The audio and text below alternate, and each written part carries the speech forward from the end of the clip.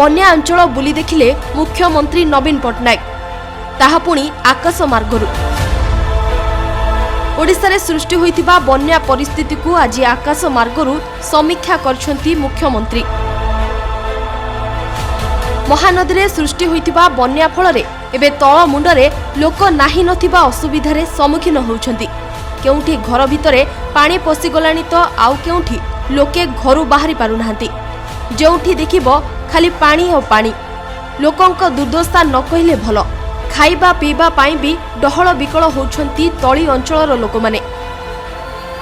केउठी प्रशासन रो रिलीफ पहुंची पारुछि तो आउ केउठी पहुंची पारु नाही। एबे भी अनेक अंचल बाह्य जगतरू विच्छिन्न होई रहिछि। एभली स्थिति रे गतकाली मुख्यमंत्री बन्या स्थितिर समीक्षा करिथिबा बेले आज खोर्धा, पुरी, कटक, जगतसिंहपुर और केन्द्रापड़ा जिलार बन्या क्षतिग्रस्त अंचल को देखिछंती। तांको सह उपस्थित थिले 5T सचिव बीके पांड्यान, किंतु नथिले कोनोसी मंत्री, विधायक किंबा प्रभावित अंचलर कोनोसी नेता। Bureau report, the quiver.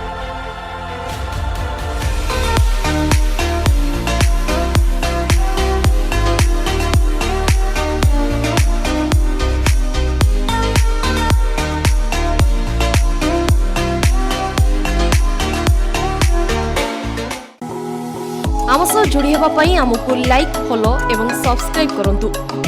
अधिक अपडेट पई विजिट करंतु आम वेबसाइट thequiver.in।